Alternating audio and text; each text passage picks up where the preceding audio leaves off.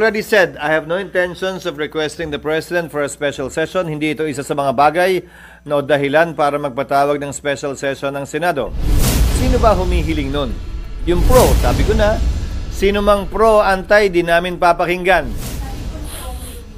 Hindi naman daw sa minamadali kayo, pero he will raise to the House Constitution Team yung possibility to go to SC para masimulan agad. Sabi niya, hindi daw dahilan na ay mag-election kasi hindi pwede.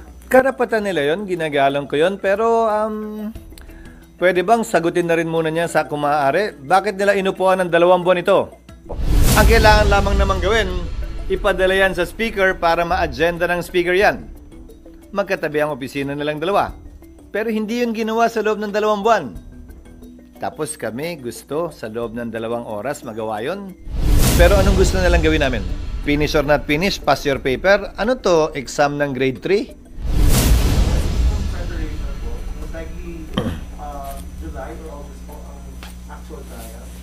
Most likely when the new Congress already enters into its function. That means after SONA. SONA, I think, is on July 21. SONA is on July 21, so trial will commence after that date. So, what happens kung sa pagpasok ng 20th sa Congress, hindi na sila congressman, wala nang one? Again, that is a subject matter for the impeachment court to decide. Kung less than 1/3 na lamang yung nanalo, matapos na eleksyong ito natatawid sa 20th Congress. If the proper motion will be made by either side, pagpapasa ng impeachment court yan.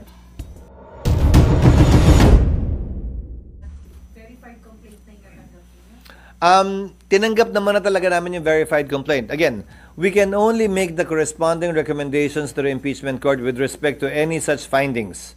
Contrary to procedure, walang karapatan o kapangyarihan ng SecGen magdesisyon tungkol dito. Ministerial ang trabaho ng SecGen.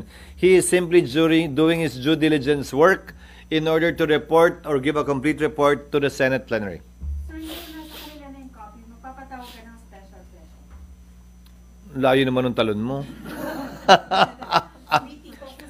I have already said, I have no intentions of requesting the President for a special session. Hindi ito isa sa mga bagay na dahilan para magpatawag ng special session ng Senado. Dagdag po dito. Sino bang may gusto na mag-special session kami at mag-trial kami bago mag-eleksyon? Sino ba humihiling nun? Sino? Sino nga? Yung pro, sabi ko na, sino mang pro, anti, di namin papakinggan. Sino mang pro, anti-VP Sara, di namin papakinggan. Susundan namin kung anong tinatalaga ng batas. Pero babalik tanawan ko. Ang impeachment ni dating Ombudsman Mercy Gutierrez, 3 araw sinumite sa Senado bago kami nag-adjourn. And yet, in-schedule ang trial pagkatapos ng recess, mahigit 1 buwan mula sa araw na yon. Impeachment trial ng yumaong Chief Justice Corona, December 13 final, 1 linggo bago nag-recess ang Senado, hindi lamang 3 araw, 1 linggo. Pero hindi nag-trial ang Senado. Nag-trial matapos ang recess ng Pasko at New Year at tinawag yung pagdinig ng January na, makalipas ang humigit kumulang 1 buwan. Bakit ko iibahin ang pagtrato dito sa impeachment complaint na ito? Hindi ito espesyal, hindi ito kakaiba. Ang tingin dapat namin dito, ordinaryong impeachment complaint lamang laban sa isang impeachable officer. Pare-pareho lamang silang impeachable officer sa pananaw namin. Presidente man, Vice Presidente, Ombudsman, Chief Justice o ibang impeachable officer. Walang dahilan para mag-iba kami ng pagtrato dito. Baka mapagbintangan pa kami o maakusahan na iniiba ito dahil espesyal ito, dahil mas dinidiinan at minamadali namin ito. Ordinaryo lamang ang pagtrato namin dito, pinakamagandang ebidensya at batayan na kami magiging patas para dito. Parang nakumbinsi ka naman, hindi pa diba tumatango kayo? Sabi po ni Congressman Luis Prosper na hindi naman daw sa minamadali kayo, pero he will raise to the House Constitution Team yung possibility to go to SC para masimulan agad. Sabi niya, hindi daw dahilan na ay mag-election kasi hindi pwede. Karapatan nila yon, ginagalang ko yon, pero pwede bang sagutin na rin muna niya sa kumaari? Bakit nila inupuan ng 2 buwan ito? 2 buwang nakabinbin ang 3 impeachment complaints sa Senado sa Kongreso. Ang kailangan lamang naman gawin, ipadala yan sa Speaker para ma-agenda ng Speaker yan. Magkatabi ang opisina nilang dalawa. Pero hindi yun ginawa sa loob ng 2 buwan. Tapos kami gusto sa loob ng 2 oras magawa yun. Sa loob ng ilang araw magawa yun. Kung tila hindi sila nagmadali, anong pinaguhugutan at saan sila nanggagaling para madaliin kami ngayon? Hindi naman niya kailangan sagutin talaga kung gusto lang niya. Para lang maliwanagan din ako. Sir, how could the Senate ensure a fair trial for VP Duterte given that some senators have already given their position that will vote against? Well, aren't we starting on the right foot by treating it like any other impeachment complaint? That's a good start, I believe. Now, with respect to those who are voicing out their position, I would hasten to remind them once again and admonish them once again to kindly refrain from doing so in order to maintain and keep the impeachment court itself and the process fair, without any prejudgment on the part of any member of the Senate for or against impeachment. Sir, sa rules of impeachment, ano-ano po yung mga items na kailangan nyo pang ayusin? Nag-mention already yung judicial affidavit. Yung pre-trial briefs na isasubmit, yung halimbawa para hindi mag-aksaya ng panahon, yung pag-otorisa sa presiding officer kung naisin nila, na gawin lahat ng mga kailangan gawin to take proper order of the subject of impeachment, kabilang na ang pagpapasagot sa nasasakdal, ang pagpapayag ng pre-trial briefs na maisagawa na, upang sa gayon pagpasok ng bagong Senado ng 20th Senate ay talagang dire-diretso na sa trial at wala nang pag-aantala pa na kailangan nating antabayanan at intayin. So kapag nakapag-trial na, ano yung timeline, I mean, yung period na pwede ninyong matapos yung With pre-trial briefs and with judicial affidavits, I think in 2 to 3 months the Senate can do it. If we can hold trial for 4 times a week, 4 days a week, of 5 to 6 hours each, I think that would be sufficient. Basing it on the completed trial of then Chief Justice Corona. Yung pa lamang naman kasi ang natapos natin, di ba, na impeachment trial. Yung iba hindi naman natuloy o hindi natapos. Yes, yung ano kayang magiging question kung tatawid ng 20th Congress? Malayang pwedeng may magtanong, pero anong gusto nilang gawin namin? Finish or not finish? Pass your paper? Ano to? Exam ng grade 3? Hindi pa tapos magpresenta ng testigo yung prosecution at depensa dahil June 30 na. Oh, pagbotohan na natin to. Dismiss na natin to. Ganon? Hindi naman siguro yun ang intensyon ng saligang batas.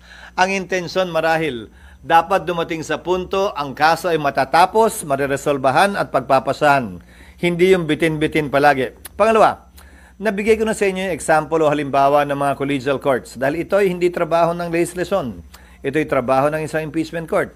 So hinalintulad ko na yan sa Court of Appeals, sa Supreme Court, sandigan bayan ng mga collegial courts. Kahit nga sa ordinaryong RTC, nagpalit ng judge, tuloy naman yung kaso Bibigyan ko kayo ng isa pang halimbawa. Yung SET, yung mga kaso sa Senate Electoral Tribunal. Tumatawid ito ng susunod na Kongreso. Bagaman nagpalit ang mga maestrado ng Korte Suprema sa SET, bagaman nagpalit ang membership ng Senado dahil tumawid sa panibagong Kongreso, tumutuloy-tuloy din ang kaso doon at hindi kailangan i-dismiss dahil lamang pumasok ang panibago na namang Kongreso. Maging ganun pa man, ito ang unang beses na mangyayari ito, may karapatan sino man mag-question ito. Pero tulad ng sinabi ko, hanggat walang TRO ang Korte Suprema, gagawin namin kung ano ang tingin naming tama kaugnay sa paglilitis na ito. Sir, kung consider nyo na dun sa bubuin yung rules kasama yung ganito tatawid na sa Pwede, pero hindi naman na kailangan i-specify yon. Dahil halimbawa, kapag ka-inotorisa ang presiding officer na nagkataon ay ako na hindi pa matatapos ang termino ko ng June 30, kung i-autorisa ako na gumawa ng mga ilang order at bagay before or prior to trial, kaugnay ng judicial affidavits, pre-trial brief, edi effectively tumawid na po yun ng June 30 dahil ang termino ko'y matatapos pa sa 2028.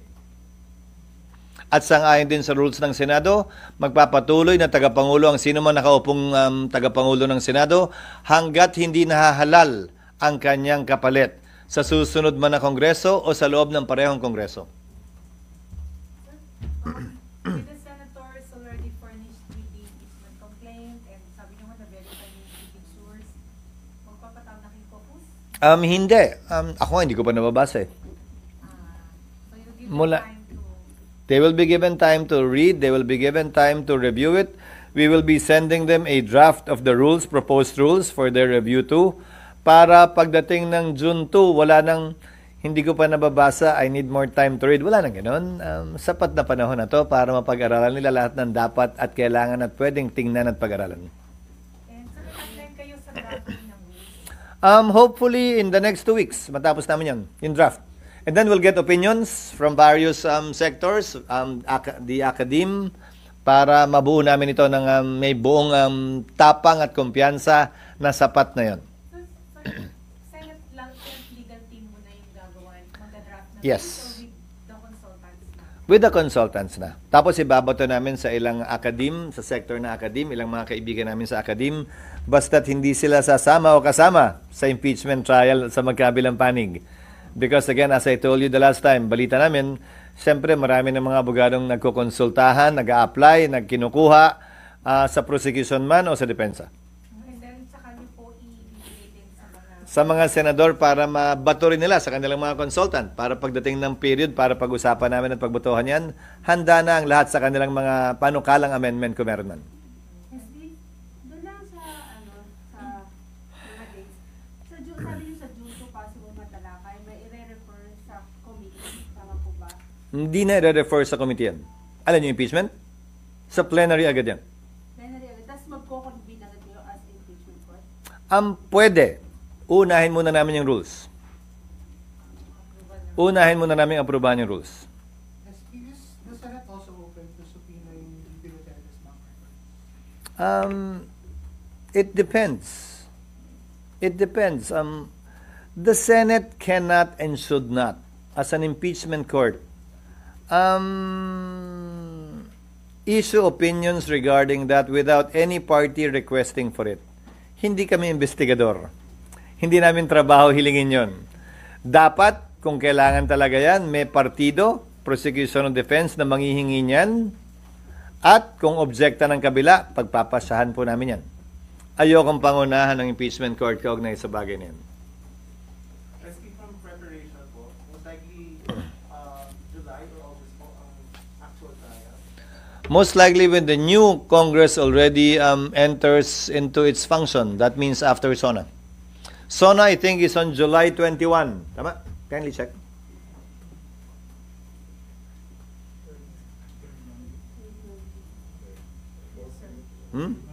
SONA is on July 21, so trial will commence after that date. So yung hindi ba to with this hanging, hindi ba makaka-apekto sa politika, ekonomiya? Dapat hindi. Bakit?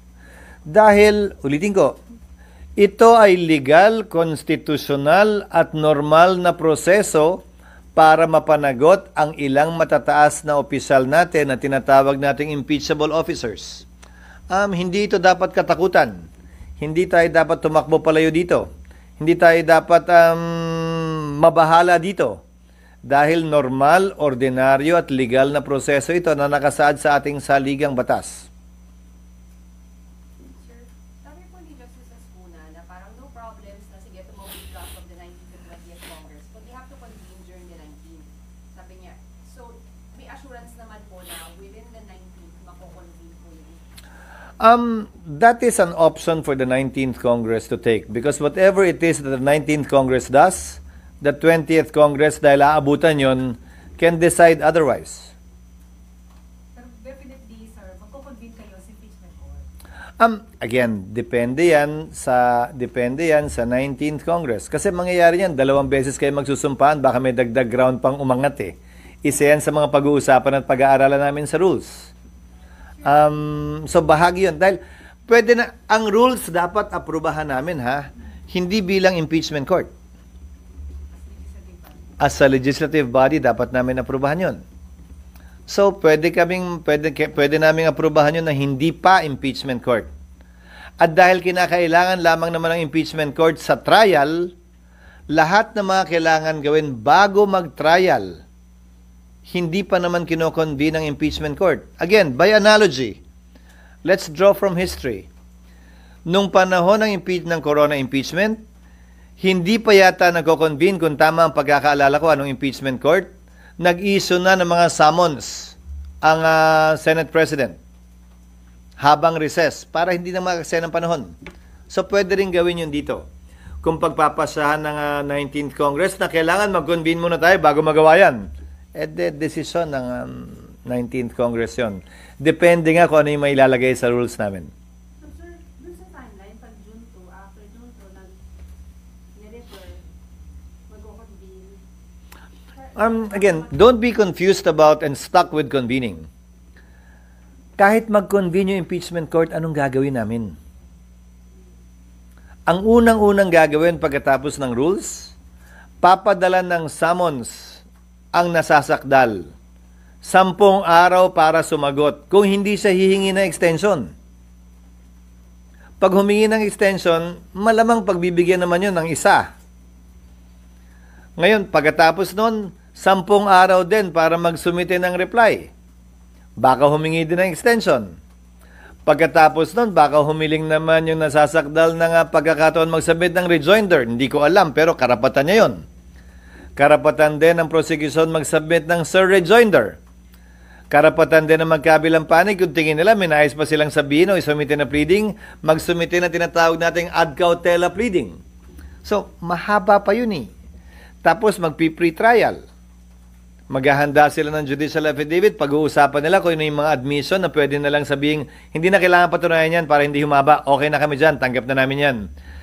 Kaya nga ang tawag pre-trial, di ba?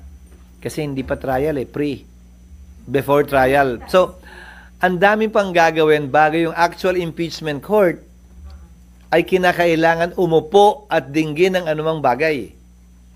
At sa loob ng 6 na araw, maski na 30 araw, baka hindi pa matapos yun. Yan yung sinasabi ni Senator Coco, ang ating minority leader, na in-interview niya na 10 days. Ubus na yung June 30 eh. Bago magsimula kasi ang trial, kailangan lahat yun matapos muna. Kaya nga pre-trial ang tawag doon. Pero at least, SP, definitely, maaprubahan yung rules, makakapanumpa kayo sa impeachment charges. And then, Baka nga hindi pa kailangan eh. Dahil kung nakalagay sa rules na pwede nang gawin lahat yan, kung nakalagay sa rules na pwedeng gawin yan ng presiding officer nang hindi kinoconvene ng impeachment court, posibilidad yon. Ayoko lang pangunahan. Ngayon, pag sinabi din naman ng mayoriya na convene tayo, authorize ka namin. Pwede rin yun. Nasa sa kanila yun. Ayokong pangunahan. Kasi nga itong proposed rules na to, isusumite pa lang namin sa kanila. Sorry. Kasi pa sabi ni, as ko na rin po ulit to sir, sabi niya, palagay daw niya magkakaproblema kung hindi masimula ng 19th Congress. Kasi raw po, it's possible na yung mga pumirma na congressman hindi na manalo. So hindi na 1/3, hindi na kompleto. So kailangan... We will cross the bridge when we get there. Because at any point in time, dahil tumawid nga, the new Congress can always vote to withdraw the impeachment complaint. What is preventing them from doing that? But even if they do so, the decision to allow it is still the decision of the impeachment court. Nasa amin na eh. Hindi sila pwedeng mag-withdraw nang sila lang ang magdedesisyon. Without prejudice, with prejudice, ano ba yan? Pero yung kinakailangan boto sa aking pananaw, bagaman wala yan sa saligang batas, must be more than 2/3. It must be more than 2/3 vote dahil dapat less than 1/3 na ngayon yung may iwan. Higit sa 2/3 yung may gustong i-withdraw yon. Pero sa dulo, decision pa rin ng impeachment court yan. Hindi porkit gusto nilang withdraw, automatic mawi-withdraw yan. pero sir, di ba yung capacity nila sa pagpapile ng complaint is because they are congressmen. So, what happens kung sa pagpasok ng 20th Congress, hindi na sila congressman, wala nang one... Again, that is a subject matter for the impeachment court to decide. Kung less than one-third na lamang yung nanalo, matapos ng eleksyong ito natatawid sa 20th Congress. If the proper motion will be made by either side, pagpapasa ng impeachment court yan. Kung i-dismiss na or... To my mind, we cannot do that and we should not do that motu proprio or on our own. Someone should ask for it. Again, the court generally should be a passive body. Meaning, pagpapasahan namin kung anong ilalagay sa harapan namin para pagpasahan. Hindi para sa amin na pangunahan ng magkabilang partido at panig na gawin nyo to, wag nyo gawin to, wag nyo gawin to. Bago kami may gawin, dapat may humiling. Dapat may humiling either from the Senate Or from the parties. I would prefer that it come from the parties. So, SP, kung matatapos yung June 13, tapos hindi pa kayo napagsigawa ng pre-trial, wala mangyayaring impeachment trial during pwede Congress. Pag sinabi mo ang trial, ang pre-trial, hindi trial. Kaya nga pre-trial eh, hindi ba siya trial? Wala kayo proseso within hanggang June 30, tapos na yung term nyo. Pwede Congress, wala na kayong trial. Wala mangyayaring trial. Ganun po ba? Wala akong sinabing ganun. Saan galing yun? Tumalon ka na naman eh. Tumalon ka na naman. Hindi na po na pang grade 3. Ubus na kasi yung oras niyo SP, di ba? Doon pa lang kapag-usapin ng documents dun sa proseso. Sinabi ko na sa inyo, di ba? Ministerial ang pagtanggap namin ng impeachment complaint. Nasa Senado na yan. Ano mang disposisyon niyang kasong yan, impeachment court na ang magpapasya. Dinismiss ba? Hindi naman. I-dismiss ba namin kung hindi namin matapos lahat ng kailangan gawin? Malamang hindi. So, sino ka, siya o sila para magsabing wala na? Eh hindi pa pinagpapasahan ng impeachment court.